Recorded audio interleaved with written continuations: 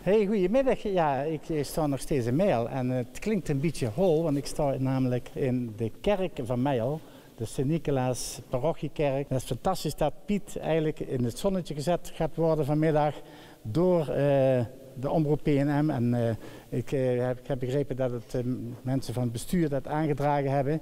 Piet, we hebben dadelijk een fantastische verrassing voor jou. Goedemiddag Piet, we gaan het even hebben over het wel en wee van de kerk op dit moment. Kun je daar iets over vertellen, Piet? Ja, daar kan ik natuurlijk wat over vertellen. Het is op het moment wel heel rustig in de kerk. De vieringen zijn minimaal, er mogen maar 30 mensen in. En nou met de kerstavond is van 5 tot morgens 7 uur mag er niemand in. Dus Kaplaan zal alleen de mis moeten doen. Die wordt wel gestreamd dit jaar hier in Mijl. En kerstdag is het weer voor 30 personen en de tweede kerstdag ook voor 30 personen. Dus het is allemaal minimaal. Maar in ieder geval, we staan hier in een prachtig versierde kerk met mooie kerststennen, een kerststal.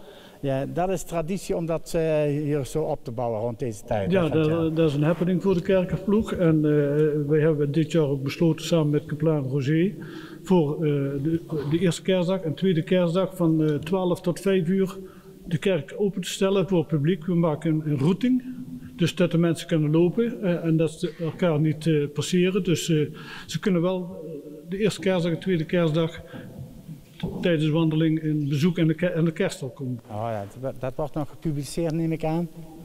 Ja, dat zal wel gepubliceerd worden. Oh, okay. Ja. Misschien wel in het blad Hallo of zo. En zo. En nu bij jullie kan het ook verteld worden. Ja, de traditionele berichtgeving zeg maar, van Pela Maas. En ja, Piet, veel werk verricht de afgelopen periode. Ja, er is heel veel werk geweest. Die renovatie, ja, je weet zelf, als je zelf iets moet doen, het loopt altijd langer uit als dat de bedoeling is.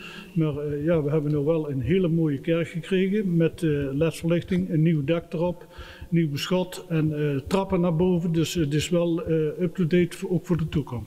Ja, nieuwe geluidsinstallatie, dus het is allemaal top. Ja. Dat is perfect, ja. Ja. Dat kunnen we wijd en zijd kunnen we... daar kunnen we trots op zijn, eigenlijk voor heel Limburg. Ja, en nou, goed, even over de toegang naar, zeg maar naar de toren. Ja. Daar is door heel veel vrijwilligers is eraan gewerkt, hè, de afgelopen half jaar of jaar misschien wel. Als je kijkt de trap alleen al, dat is door 3 Mijlse vrijwilligers gemaakt, zitten 1000 uur vrijwilligerswerk in. Dus en dan tellen we nog niet die andere vrijwilligers. Kerkerploeg heeft ontelbare uren vrijwilligerswerk verricht. En dan buiten dat zijn ook nog vele mensen die hand- en spandienst hebben verricht voor de kerk in orde te maken. Ja, dat is fantastisch. Hè? Ja, dat is dan een beetje in de kerk. Dus wanneer kunnen de mensen de kerk... Dus de bedoeling 21 maart 2021. Ja, maar de officiële opening was al een keer uitgesteld, maar is in september, meen ik, heeft dat plaatsgevonden? Heeft de opening plaatsgevonden, maar nu is de bedoeling van 21 maart 2021 dat open is voor het beklimmen van de toren. Als er verder niks verandert. Ja, als er verder niks verandert, ja. Dit is wel een rare tijd nou, dus... Ja, oké. Ja, Piet, even, dat was dan een beetje in de kerk, maar ook buiten de kerk ben jij heel actief. Ja, buiten de kerk, ja. We zitten met die kerkerploeg. We doen eigenlijk wel alle diensten die gedaan kunnen worden door de vrijwilligers gedaan van het kerkhof. Maar er staat tegenover dat ze ook iedere week wel een fijn stuk vla krijgen tijdens de koffie. Oh, kijk, voor wat hoort wat, hè, Piet? Ja. Piet, we hebben voor jou een fantastische verrassing. Wordt hier aangeboden door, Peter, doe jij dat maar. Peter Daniels, ook een van de karttrekkers. En misschien degene die het voorgedragen heeft om Piet even in het zonnetje te zetten. Ja. Piet, het is van harte gemeend voor jou en voor al die mensen. Je noemde straks een lekker stukje gebak. Een heerlijke taart aangeboden door Dikke Mick. Piet, speciaal voor jou en voor al je werk gedaan voor deze kerk en de mensen daar rondomheen. Dank je wel. Dank je wel en kom snel een keer terug. Dan zit er misschien nog een fly aan. Oké, goed. En heel veel dank ook namens de kerk. Alsjeblieft. Dank je wel. Maar goed, ik sta hier aan een beetje een doorgangsweggetje op de Hoge Beemt in Mijl. En daar gaan dadelijk een tweetal mensen verrassen die dik verdiend hebben. Maar dat gaan we dadelijk even beluisteren. We lopen naar de plek van het eerste adres. En dat gaan we even bekijken wat we daar te horen krijgen. want er is hot nieuws uit Mijl te vermelden, Nick. Ja, in ieder geval, we maken de wens waar voor deze 2 mensen hier in Mijl. Dus we gaan het allemaal bezien. Nou, even kijken waar we moeten zijn. Is dat nummer 10? Is dat hier? Even kijken. Hier hoor, ja. Hey, goedemiddag. Hallo. Dag Linda. Hallo. Ja, wij komen jou een beetje verrassen. Oh, wat leuk. Ja, leuk hè? Verrassing. Ja. Dat had je niet verwacht, Nee, hè? dat had ik helemaal niet verwacht. Nee, ja. Zeg, we mogen niet in het Mijls praten, dus we doen het gewoon even in het ABN, hè? Want het komt straks op tv ook, hè? Ja. Zeg Linda, ja, we staan met een delegatie van Omroep PNM, Ja. van het programma Maak het Woord. Ja. Heb je er al iets over gehoord? Nou, ik heb toevallig vanmorgen een stukje zitten kijken. Oké.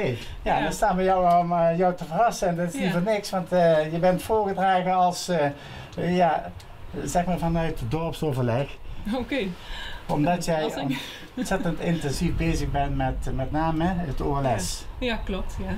Ja, en je zit in het bestuur, Ja, of in de als organisatiecommissie. secretariële ondersteuning voor het precies. hele gebeuren. En Ja. wat doe je daar onder andere? Ja, de mailings, de mails versturen en het notuleren voor het bestuur. En ja, eigenlijk heel breed ondersteuning. Ja, en je hebt nieuws te vermelden, want Ja. kun je even de luisteraars iets melden? Ja, dat het OLS verplaatst is naar 2022. Ja, en dat is Ja. heel erg triest. Ja, met pijn in het hart. Zware beslissing. Maar ja, gezien de omstandigheden, ja, denk ik de juiste keuze. Ja. Ja, Ja, ik denk het ook wel, want ja, het is natuurlijk een hele voorbereiding, gaat eraan vooraf. En dan Ja. met de corona is het bijna niet te doen om het op een goede manier te organiseren. ja, Hubert Vos heeft het al gezegd vanmorgen in een aantal interviews, dat het al uitgelegd de redenen waarom het allemaal niet haalbaar was. precies. gebleken. Ja. Ja. En wanneer gaat het in 2022 plaatsvinden? Op 3 juli. Op 3 juli, de Ja. eerste zondag van juli. Ja, klopt. Dat is traditioneel, hè? Ja.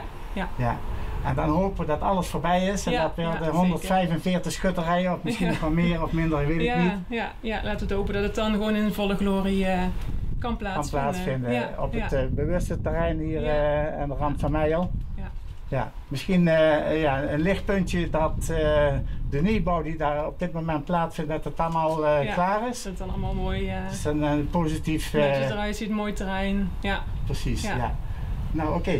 Zeg Linda, ja, hartstikke bedankt voor al jouw inzet daarvoor. Ja, en graag gedaan. ook voor de komende periode natuurlijk heel veel succes in de voorbereidingen. Ja, En dat geldt niet alleen voor jou, dat geldt voor de hele organisatie. Ja. Voor de schutterij, de Groen van Mijl, hè, Ja.